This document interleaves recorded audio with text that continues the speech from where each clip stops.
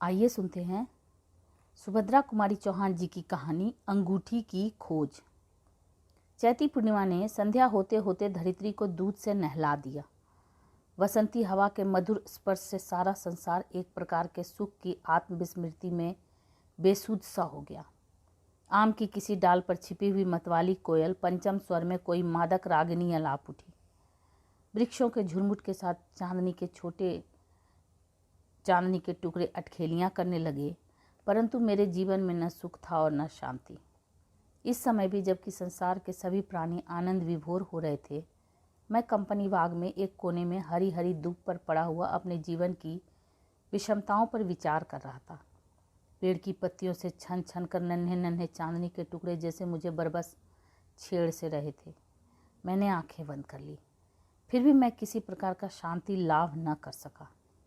आज मैं बहुत दुखी था। वैसे बात थी तो बहुत छोटी, किंतु पके हुए घाव पर एक मामूली से तिनके का छू जाना ही बहुत है। छोटी सी बात पर ही मेरे हृदय में जैसी भीषण हलचल मची हुई थी, उसे मेरे सिवा कौन जान सकता था। इसी समय कुछ युवतियां मेरे पास से निकली। उनके पैरों के लच्छे और स्लीपरों की ध्वनि मैंने साफ साफ सुनी। वे लोग आपस में हंसती खिलखिलाती और बातें करती हुई चली जा रही थी। ऐसा लगता था जैसे सांसारिक चिंताओं को इनके पास पहुंचने का साहस ही नहीं होता, परंतु मुझे उनसे क्या प्रयोजन। मैंने तो उनकी ओर आंख उठाकर देखा भी नहीं। देखकर करता भी क्या, व्यर्थ ही हृदय में एक प्रकार की टीस उठती, वेदना और बढ़ जाती। मेरे लिए तो कदाचित विधाता ने अपने ही हाथों एक निरक्षरा और बेढंगी प्रतिमा का निर्माण किया था, जो इच्छा ना होने पर भी बरबस मेरे जीवन के साथ बांध दी गई थी, जिसके सहवास से मेरा सुखी जीवन, मेरा आशावादी हृदय, कल्पना के पंखों द्वारा ऊंची से ऊंची उड़ान भरने वाला मेरा मन, सभी दुख तथा घोर निराशा से न जाने कितनी भीषण वेदना का अनुभव कर रहे थे। जिस दिन मैंने पहले यशोदा को देखा, मैं कह नहीं सकता कि मेरी मानसिक स्थिति कितनी भयंकर थी। वह रात मिलन की पहली रात, सुहाग रात थी, और मैं घर से भागकर इसी स्थान पर इससे भी अधिक उद्विग्न और व्याकुल अवस्था में छटपटा रहा था। जीवन में मुझे उससे भी अधिक आत्मग्लानि और व्याकुलता का सामना करना था। कदाचित इसलिए ना जाने किस प्रकार कुछ अभिन्न हृदय मित्रों को मेरी मानसिक स्थिति का पता लग गया। वे मेरे अभिन्न हृदय मित्र थे। वे जानते थे कि इस पीड़ा से मुक्ति पाने के लिए कड़ी से कड़ी विपत्तियों को भी झेल सकता हूँ। इसलिए वह मुझे खोजते हुए आए और मेरे साथ ही उन्होंने वहीं पर रात बिताई। इसके बाद क्रमशः मेरी अवस्था कुछ संभली और बहुत कुछ तो मित्रों के आग्रह से और कुछ किसी प्रकार जीवन के दिन काट देने के लिए मैंने यशोदा को शिक्षिता बनाना चाहा, किंतु परिणाम कुछ न हुआ। क से कबूतर और ख से खरगोश, इसके आगे यशोदा न पढ़ सकी। उसे पढ़ने लिखने की तरफ जैसे रुचि ही न थी। पढ़ने के लिए जब मैं उससे प्रेम में अनुरोध करता तो वह प्रायः यही कह के टाल दिया करती, अब मुझे पढ़ लिख के क्या करना है, नौकरी करवाओगे। अपने प्रश्नों के उत्तर में इस प्रकार की बातें सुनकर मुझे कितनी मार्मिक पीड़ा होती थी। मेरा हृदय कितना विचलित हो उठता था। यशोदा न तो समझती थी और न उससे कभी समझने का प्रयत्न ही किया। परिणाम यह हुआ कि मुझे घर से बिल्कुल विरक्ति हो गई। कोई भी आकर्षण शेष न रह जाने के कारण मैं घर बहुत कम जाने लगा।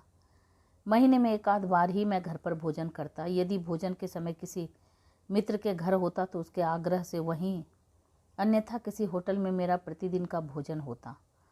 प्रायः बहुत से दिन तो चाय के 1-2 प्यालों पर ही बीत जाया करते। तात्पर्य यह कि मेरा स्नान, भोजन, सोना, जागना सभी कुछ अनियमित था। नियमित रहता भी कैसे, मैं अपनी इस उठती जवानी में ही बुढ़ापे का अनुभव कर रहा था। जीवन मुझे भार सा प्रतीत होता। न किसी प्रकार की इच्छा शेष थी, न आकांक्षा, न उत्साह था और न उमंग। जीवन को किसी प्रकार ढकेले लिए जाता था। मैं स्वभाव से ही अध्ययनशील, विद्यानुरागी, स्वाभिमानी, भावुक और अल्पभाषी था।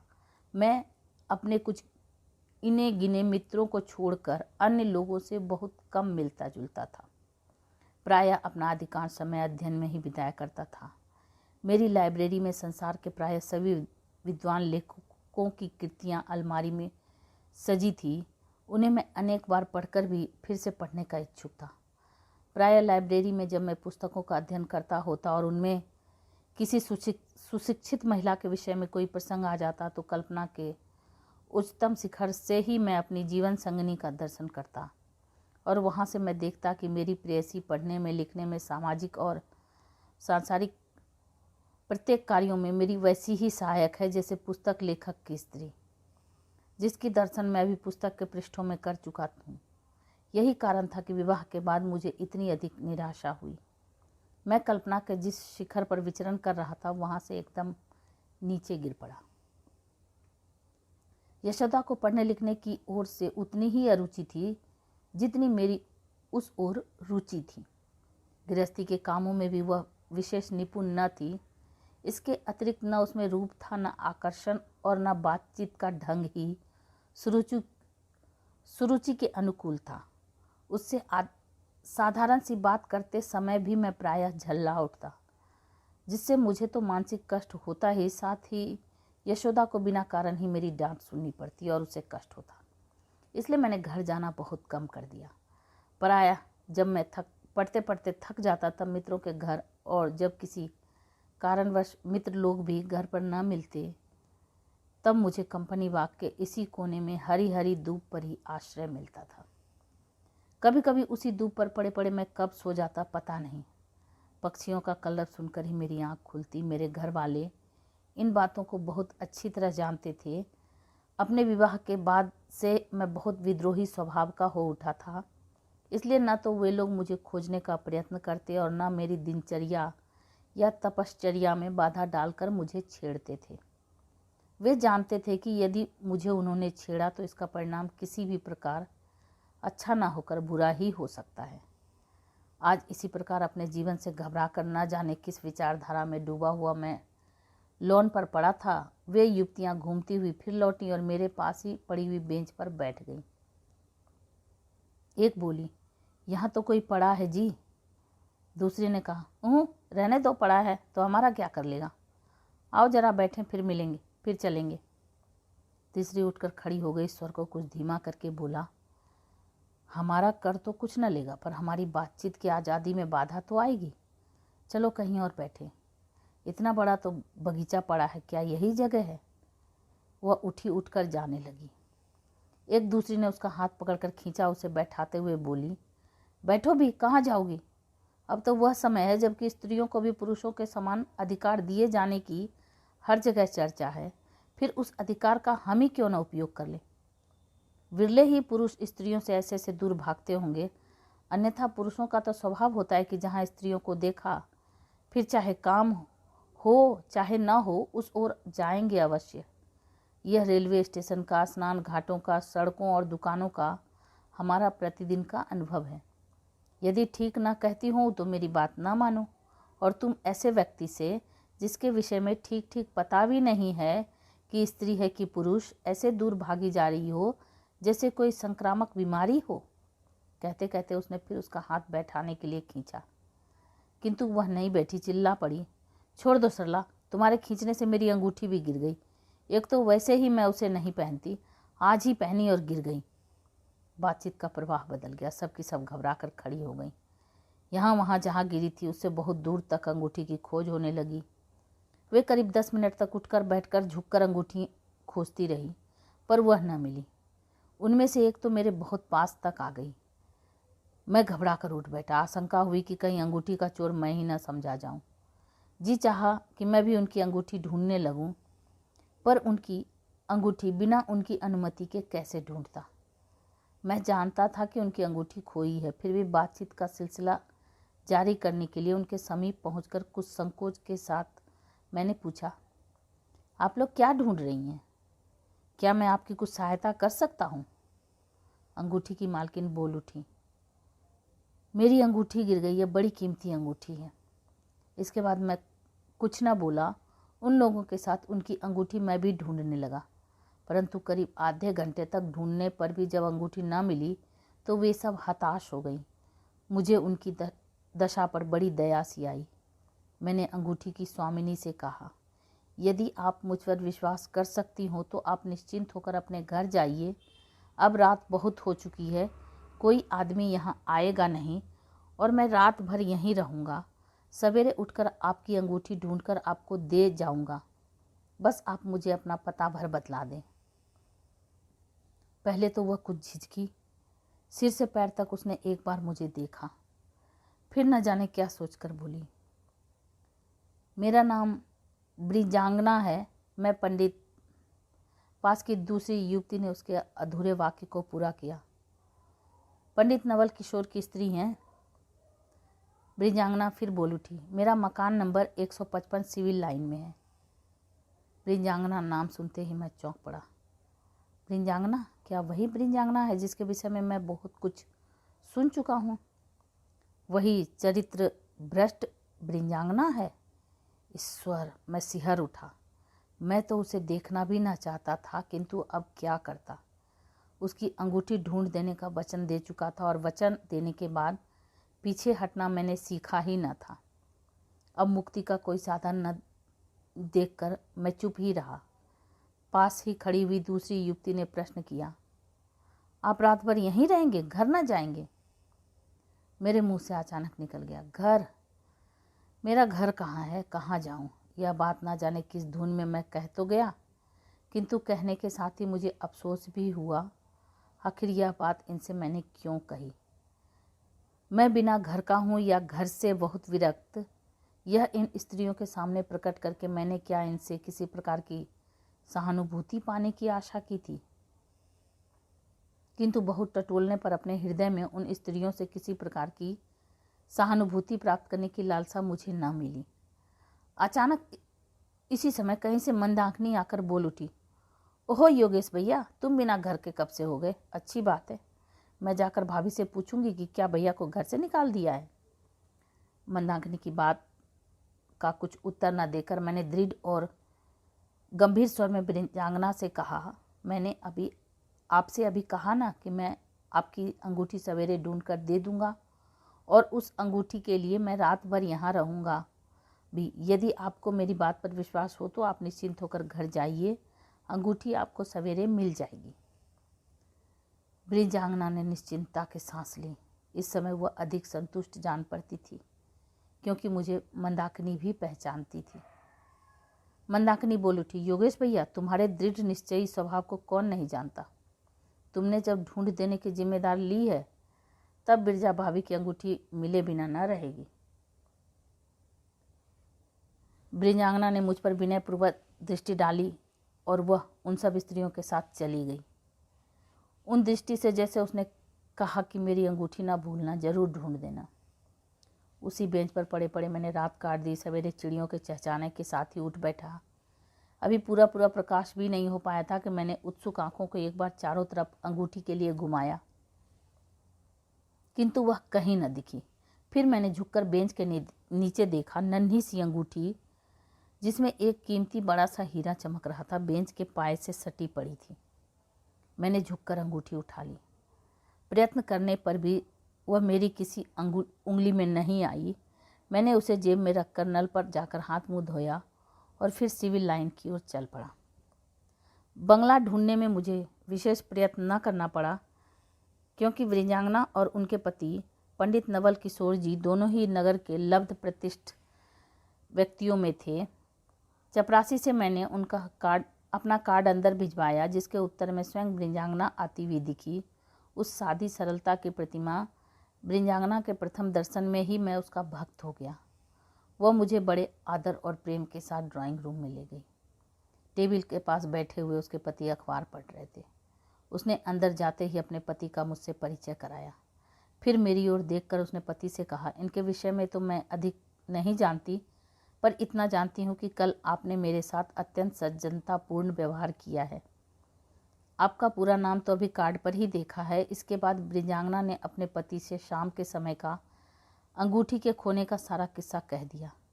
मैंने जेब से अंगूठी निकालकर धीरे से ब्रिजांगना के सामने रख दी। अंगूठी पाकर वह कितनी प्रसन्न थी, यह उसकी कृतज्ञता भरी आंखों और उल्लास भरे चेहरे से ही प्रकट हो रहा था। पंडित नवल किशोर जी के चेहरे पर कुछ अधिक भाव परिवर्तन न हुआ। वह केवल जरा सा मुस्कुराकर बोले, और यदि यह अंगूठी न लाते तब क्या करती विरजो? ब्रिंजांगना ने विश्वास सूचक स्वर में कहा, लाते कैसे नहीं, अंगूठी तो मैंने इन्हीं के ऊपर छोड़ी थी ना, सबके भरोसे थोड़े मैं अपनी यह अंगूठी छोड़ आती। नवल किशोर थोड़ा मुस्कुराए। हंसी तो कुछ मुझे भी आई, परंतु यह सोचकर कि प्रथम परिचय में ही हंसने की स्वतंत्रता लेना कहीं मेरे पक्ष में अशिष्टता न समझी जाए, मैंने अपनी हंसी रोक ली।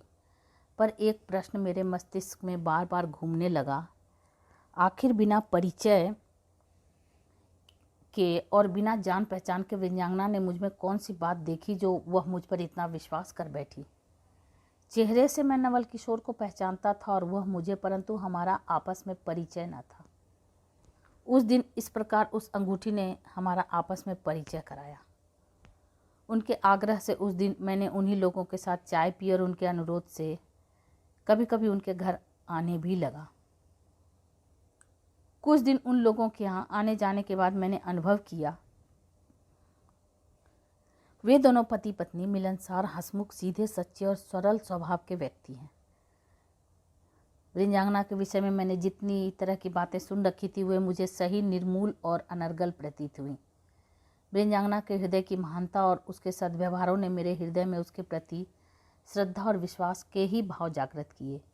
उन दोनों पति पत्नी के रहन सहन, बात व्यवहार को देखते हुए किसी प्रकार के संदेह के लिए कोई स्थान न रह जाता था। ब्रिंजांगना सीधी, भोली और उदार प्रवृत्ति की स्त्री थी। उनके उस छोटे से घर में प्रेम, विश्वास, आदर और आनंद का ही आधिपत्य था। घृणा, अपमान, ईर्ष्या और डाह का वहाँ तक प्रवेश ही न हो पाता था। ब्रिंजांगना की यह धारणा थी कि अपने घर में आया हुआ शत्रु भी अपना अतिथि हो जाता है और अतिथि का अपमान करना उसकी दृष्टि में बड़ा ही निंदनीय काम था। इसलिए अपने घर में आए हुए उन व्यक्तियों के साथ भी जिनके प्रति ब्रिंजांगना के हृदय में किसी प्रकार की श्रद्धा या आदर के भाव न होते थे, वह व्यक्ति बिना जलपान के कदाचित ही वापस जाता था। वह बुरे मनुष्यों से घृणा न करके उसकी बुराइयों से घृणा करती और भरसक उन्हें किसी प्रकार उन बुराइयों से बचाने का प्रयत्न भी करती। वह संसार के छल प्रपंचों से परिचित न थी। उसके सामने भगवान बुद्ध और महात्मा ईसा के महान आदर्श थे, जिनके अनुसार चलकर इस छोटी सी जिंदगी में वह लोगों के साथ केवल कुछ भलाई ही कर जाना चाहती थी। इसलिए उसे बहुत कम लोग समझ पाते थे। उसे तो वह समझ सकता था जो उसके पास बहुत पास पहुंचकर उसे देखे। दूर से देखने वालों के लिए ब्रिंजांगना एक पहेली और बड़ी जटिल पहेली थी, जिसे हल करना कोई साधारण बात न थी। मैं ब्रिंजांगना के जीवन के साथ बहुत घुल मिल गया था। मैंने उसे अच्छी तरह देखा और भली भांति पहचाना था। ब्रिंजांगना मानवी नहीं, देवी थी, जिसे कदाचित दैवी अभिशाप के ही कारण कुछ दिनों के लिए मानव जन्म धारण करना पड़ा था। धीरे धीरे हमारा मेल जोल बहुत बढ़ गया। अब मेरे अभिन्न हृदय मित्रों में से यदि कोई मेरे बहुत समीप था तो वह थी ब्रिंजांगना। अपने सच्चे स्नेह और आदर से ब्रिंजांगना ने मुझे इस तरह बांध लिया था कि मैं उसके छोटे छोटे आग्रह और अनुरोध को भी न टाल सकता था। अब उसके अनुरोध से मेरे सभी काम नियमित रूप से होने लगे थे। उसके सरल प्रेम ने मुझ में नव स्फूर्ति फूंक दी। मैं अपने आप में नए जीवन का अनुभव करने लगा। मुझे ऐसा लगता था जैसे अभी अभी संसार में प्रवेश किया हो। मनुष्य में दो प्रकार की प्रवृत्तियां होती है, एक तो देव प्रवृत्ति और दूसरी राक्षसी। न जाने क्यों ब्रिंजांगना को देखते ही मेरी देव प्रवृत्ति किधर अंतर्हित हो जाती और राक्षसी प्रवृत्ति इतनी प्रबल हो उठती कि उसे रोकना मेरे लिए बहुत कठिन हो जाता। ब्रिंजांगना को देखते ही मेरा ज्ञान, मेरा विवेक और मेरी बुद्धि जैसे सभी मेरा साथ छोड़ देते थे। इसके लिए मैं अपने आप को न जाने कितना धिक्कारता था। नवल किशोर को भैया और ब्रिंजांगना को भाभी कहा करता था। सचमुच ही उनके प्रति मेरे हृदय में यही पूज्य भाव थे। एकांत में इस दलील को सामने रखकर मैंने अपनी इस राक्षसी प्रवृत्तियों को कुचल डालने का न जाने कितना प्रयत्न किया। मैं चरित्रहीन न था। विवाहिता स्त्री मेरे लिए देवी की तरह पूज्य और आदर योग्य होती थी। ब्रिंजांगना को भी मैं इसी पूज्य दृष्टि से देखा करता था। उसके लिए मेरे हृदय में बड़े पवित्र और आदर के भाव थे, किंतु यह पवित्र भाव उसी समय तक टिक सकते जब तक वह मेरे सामने न होती। ब्रिंजांगना जैसे ही मेरे सामने आती, मुझ पर न जाने कहाँ का राक्षस सवार हो जाता। मैं एक ज्ञानहीन पशु से भी गया बीता बन जाता। मैं अपनी ही आंखों में बड़ा पतित जचने लगा, पर मेरा हृदय मेरे काबू से बाहर था। मेरी दोनों प्रवृत्तियों का आपस में युद्ध सा रहता था। कभी कभी तो मैं बड़ा ही उद्विग्न और व्यथित सा हो जाता। मेरी इस विचलित अवस्था को ब्रिंजांगना और नवल किशोर देखते, परंतु मेरी मानसिक स्थिति को वह क्या समझ सकते थे। वे अपने प्रयत्न भर सदा हर प्रकार से मुझे खुश रखने की ही फिक्र में रहते। उनका व्यवहार मेरे प्रति मधुरतर और प्रेमपूर्ण हो जाता था। अपनी इस दानवीय प्रवृत्ति को हर प्रकार से दबाने के लिए मैंने कई बार निश्चय किया मैं उनके घर ही ना जाया करूं, और इस उपाय में मैं कई बार अंशों तक सफल भी हुआ, परंतु मेरे ही न जाने से क्या हो सकता था। कई बार ऐसा हुआ कि मैं सुबह से शाम तक उनके घर नहीं गया तो ब्रिंजांगना या नवल किशोर अथवा कभी कभी दोनों मेरे घर पहुंच जाते और मेरा किया कराया निश्चय मिट्टी में मिल जाता। उनके आग्रह और विशेषकर ब्रिंजांगना के प्रेमपूर्ण अनुरोध को टालने की मुझ में शक्ति न थी। विवश होकर मुझे उनके साथ फिर जाना पड़ता। देवी ब्रिंजांगना और साधु प्रकृति नवल किशोर मेरे इन कुत्सित मनोभावों से परिचित न थे। मेरी दानवी प्रवृत्तियाँ कितनी भीषण, कितनी भयंकर और कितनी प्रबल हैं, मैं स्वयं भी तो न जानता था, परंतु उन्हें कुचलने के लिए, उनसे मुक्ति पाने के लिए जो कुछ भी किया जा सकता था मैंने सब कुछ किया। साल भर बाद वही चैती पूर्णिमा थी और वही संध्या का समय, वही मन को फिसलाने वाली चांदनी रात और थी वही बासंती हवा। आज फिर मैं बहुत उद्विग्न था। न जाने किसी मित्र का भी साथ न मिला और घूमता हुआ कंपनी बाग के उसी कोने में पहुंच गया। मेरी चिर परिचित बेंच कदाचित मेरी ही प्रतीक्षा कर रही थी। मैं उस पर गिर सा पड़ा और क्षण भर के लिए मैंने उसी शांति का अनुभव किया जो बालक माता की गोद में पाता है। क्षण भर बाद ही साल भर पहले की एक एक स्मृति सिनेमा के चित्रपट की तरह मेरी आंखों के सामने फिरने लगी। इस तरह हरी धूप पर व्याकुलता से मेरा लेटना, घूमती हुई रमणियों का आना, अंगूठी का गिरना और फिर उनकी खोज। मुझे याद आया उस दिन भी मैं बहुत विकल था, संसार से विरक्त और जीवन से थका हुआ। आज मैं बहुत अंशों से संसार से अनुरक्त था, परंतु शांति जीवन में आज भी न थी। साल भर पहले की उस अशांति उद्वेगपूर्ण, भीषण और प्रलयंकारी थी। इस अशांति में मैं जला जा रहा था। मुक्ति का मार्ग ढूंढे भी न मिल रहा था। अंत में बहुत कुछ सोचने विचारने के बाद मैं इस निर्णय पर पहुंचा कि मुझे यह नगर छोड़ देना चाहिए। नगर छोड़ने का पक्का निश्चय करके मैंने एक प्रकार की शक्ति सी पाई। नवल किशोर बाहर गए थे, अपने घर की और ब्रिंजांगना की देखभाल वे मेरे ऊपर ही छोड़ गए थे। नगर छोड़ने से पहले 5 मिनट के लिए ब्रिंजांगना से मिल लेना शायद अनुचित न होगा। यही सोचकर मैंने उसके मकान की तरफ चला। साथ ही मुझे यह भी जानना था कि नवल किशोर कब लौटने वाले हैं। जब मैं उनके घर पहुंचा करीब 8 बज रहे थे। वह सबसे ऊपर वाली छत पर एक कालीन डाले पड़ी थी। मुझे देखते ही उठकर बैठ गई। मैं उसके घर आज कई दिनों में आया था। वह कुछ नाराजी के साथ अधिकारपूर्ण स्वर में किंतु मुस्कुराती हुई बोली, तुमने तो आना ही छोड़ दिया योगेश, क्या किया करते हो? वे घर नहीं है तो क्या तुम्हें भी ना आना चाहिए? मैंने उसकी बात का कुछ उत्तर न देते हुए पूछा, नवल भैया कब आएंगे विरजो? कल सवेरे 4 बजे की गाड़ी से, वो प्रसन्न होती हुई बोली। मैंने एक निश्चिंतता की सांस ली। मैं सुबह यहाँ से जाऊँगा, उस समय तक नवल किशोर आ जाएंगे, विरजो अकेली न पड़ेंगी। इससे मुझे प्रसन्नता सी हुई। पास ही आए हुए कई दिन के लीडर पड़े थे, उन जिनसे विरजो का विशेष प्रेम न था, अतएव वे खोले भी न गए थे। मैंने तारीखवार उन्हें देखना शुरू किया। मुझे पढ़ते देख ब्रिंजांगना फिर कुछ न बोली। वह मेरे स्वभाव से भली भांति परिचित थी, अतएव पढ़ने लिखने के समय वह मुझसे कभी किसी प्रकार की बातचीत न करती थी। कुछ देर बाद मेरी तंद्रा सी टूटी। घड़ी पर नज़र पड़ते ही देखा कि काफ़ी रात बीत चुकी है। मैं तो केवल 5 मिनट के लिए आया था। वृंदांगना सो चुकी थी। काले कालीन पर उसका मुख पृथ्वी पर एक दूसरा पूर्णिमा का चांद सा दिख रहा था। उसे मैं क्षण भर देखता रहा। मेरा विवेक, मेरा ज्ञान, मेरी बुद्धि जाने कहाँ अंतर्निहित हो गया। मैं अपने आपे में न रह गया। आज उसकी स्मृति ही 100 बिच्छुओं के दंशन से भी अधिक पीड़ा पहुंचा रही है। किंतु उस समय तो मैं शायद बेहोश था। मुझे तो होश उस समय आया जब मैंने वृंदांगना को फूट फूट कर रोते देखा। मुझे याद है उसके यही शब्द थे, तुमने तो मुझे कहीं का न रखा योगेश। सचमुच मैंने घोरतम पाप किया था जिसका प्रायश्चित कदाचित हो ही नहीं सकता था। मुझसे अधिक पापात्मा संसार में भला कौन हो सकता था। मैं था विश्वासघाती, नीच और पर स्त्रीगामी। अपना कालिक से पुता हुआ मुंह फिर मैं वृंदांगना को न दिखा सका। चुपचाप उठा और अब उठकर सीढ़ियों से नीचे उतरकर अपने घर आया। उस दिन मैं फिर रात भर न सो सका। अपने दुष्कृत पर कितना लज्जित, कितना क्षुभित और कितना क्रोधित था मैं कह नहीं सकता। बार बार यही सोचता था कि आखिर मैं कई बार मरते मरते क्या इसी कलुषित कार्य को करने के लिए बच गया। यदि पहले ही मर चुका होता तो यह अनर्थ होता ही क्यों। ज्यों त्यों करके रात काटी। अभी पूरा प्रकाश भी न हो पाया था कि अपनी स्त्री से यह कह के कि मैं एक आवश्यक कार्य से कुछ दिनों के लिए बाहर जा रहा हूँ, अपना जरूरी सामान लेकर घर से निकला।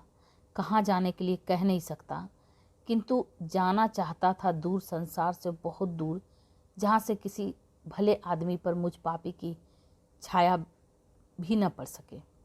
किंतु घर से निकलकर अभी 10 कदम भी न चल पाया था कि नवल किशोर का नौकर शीघ्रता से आता हुआ दिखा। किसी अज्ञात आशंका से मैं कांप उठा, किंतु फिर भी मैंने जैसे उसे देखा ही न हो, इस भाव से तेजी से कदम बढ़ाए।